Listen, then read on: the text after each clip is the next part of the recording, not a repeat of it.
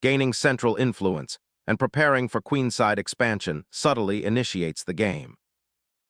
Mirroring the knight's development, black immediately contests the center's dominion and prepares for potential pawn advances.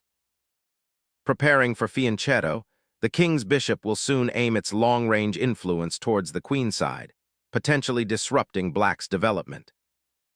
Solidifying the center's influence and preparing a potential queenside pawn push.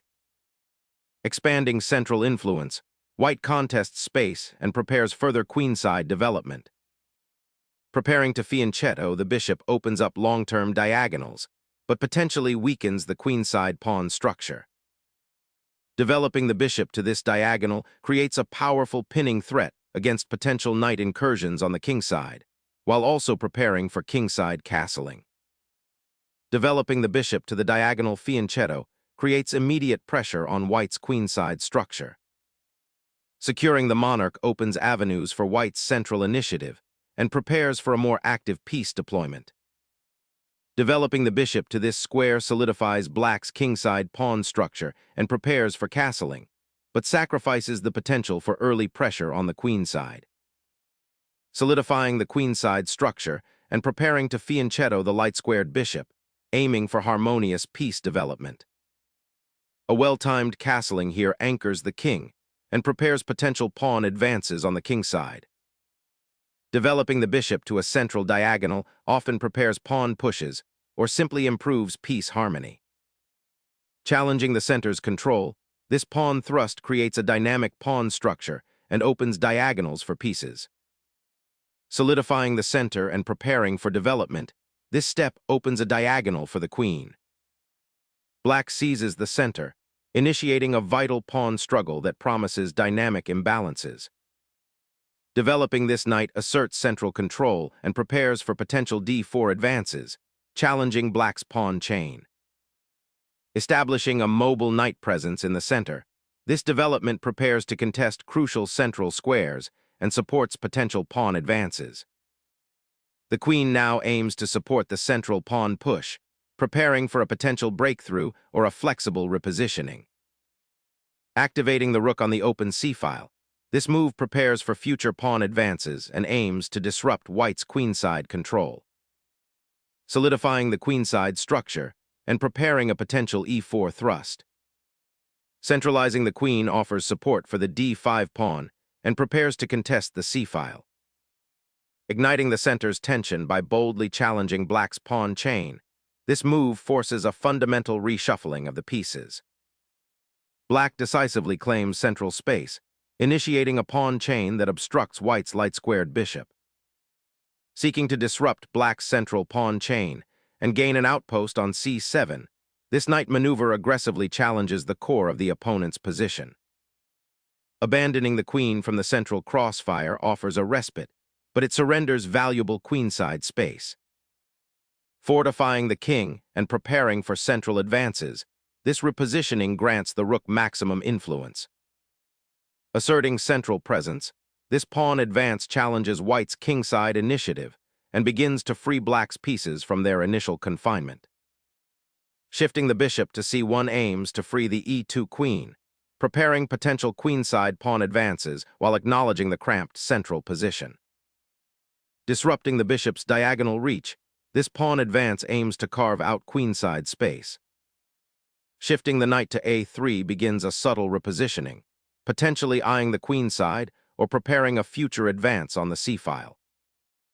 Rerouting the knight to the kingside prepares a potential central pawn push and reinforces the kingside defense.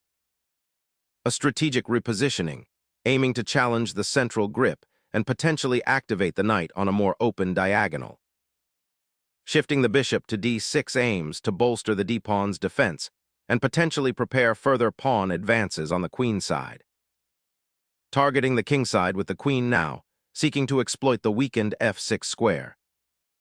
Black unchains his knight, preparing to challenge white's aggressive pawn advance and potentially open lines toward the kingside. Repositioning the queen to d1 aims to unblock the bishop on c1 and prepare for a potential queenside pawn push, eyeing control over the central files. Building a fortress around the kingside, Black reinforces the pawn structure, creating a solid, if somewhat passive, defensive shell. The knight retreats, abandoning the central fight and conceding vital space. Shifting the knight to a more dynamic square, the knight seeks a favorable outpost and prepares to support a potential kingside pawn advance.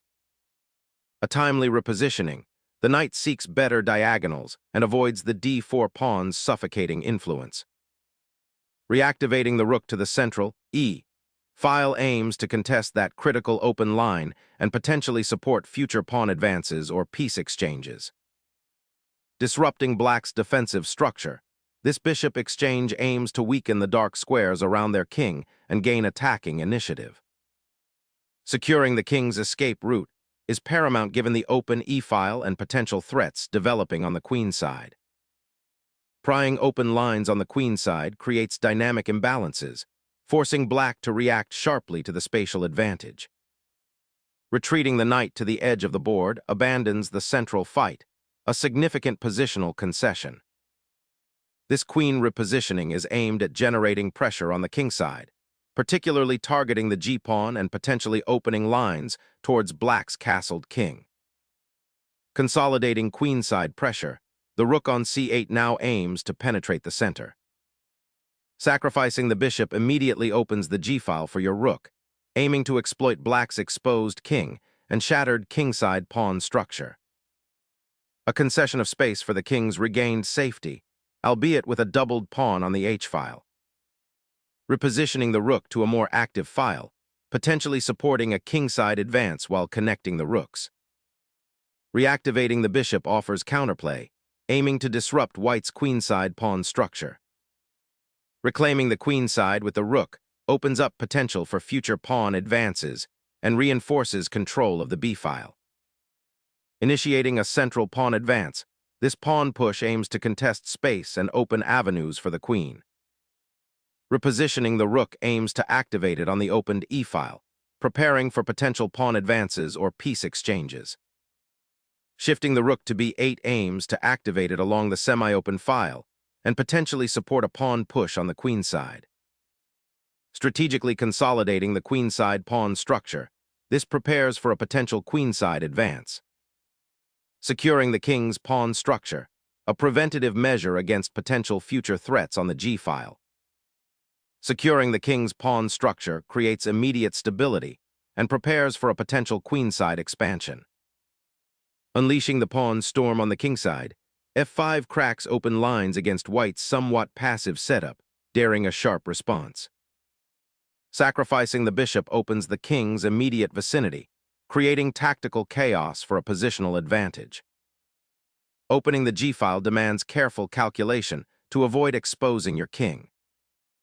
Reasserting central influence, this redeployment aims to reignite attacking prospects on the king side.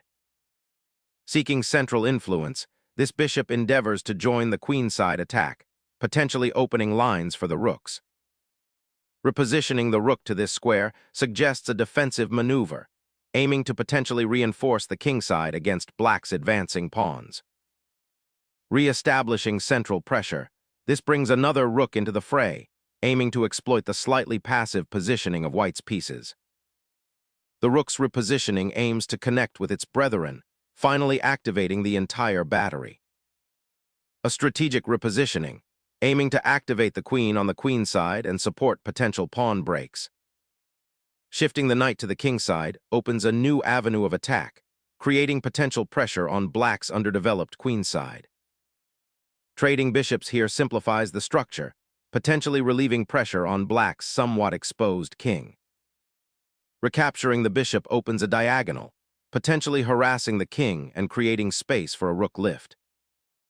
Reactivating the knight offers dynamic counterplay on the king side, challenging white's currently centralized bishop. Unleashing the knight to pressure the black king's weakened pawn structure offers attacking potential on the king side. Shifting the knight to a better square, this knight aims to improve its defensive posture while exploring new avenues. Unlocking the king side with pawns initiates a dynamic counterplay, challenging black's central blockade. Bringing the queen back to the center reignites attacking possibilities on the king side while preparing for potential pawn breaks.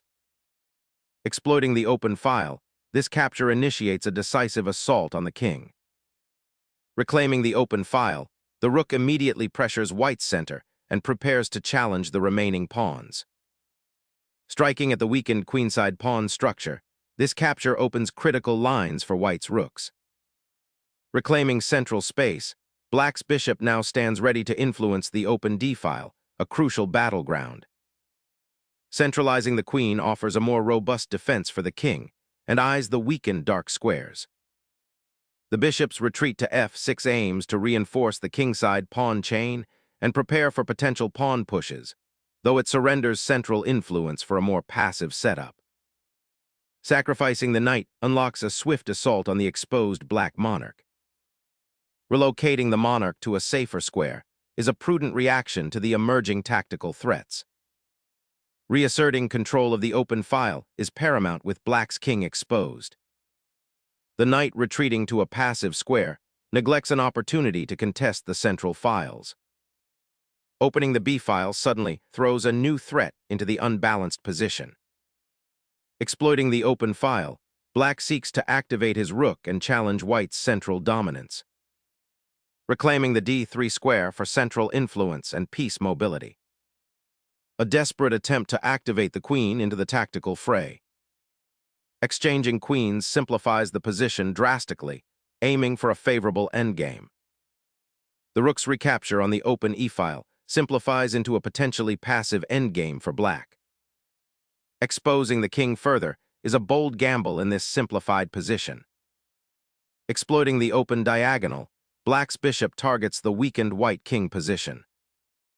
Attempting to secure the king's safety, but the pawn structure remains vulnerable. An attempt to disrupt white's pawn structure and create counterplay on the queen side. Reasserting knight's influence on the king side, preparing to contest the open files and exploit the weakened black king position. Unlocking the king's defenses with a forceful rook sortie. Securing the king's escape route opens up new attacking possibilities. Reactivating the knight to contest the crucial central squares. Unleashing the knight to a central outpost, aiming to exploit the weakened king side and pressure black's remaining pawn structure. Reclaiming the central files with this knight provides immediate counterplay against white's exposed king. The knight's retreat to e7 aims to consolidate the position and prepare for further maneuvering in the endgame. This rook sacrifice attempts to disrupt white's knight pair and create counterplay on the now open h-file. Opening the h-file offers a potential breakthrough to attack the black king. The knight bravely repositions, seeking better squares for defense or counterattack. Unleashing a knight to the 7th rank, aiming to infiltrate and disrupt black's pawn structure.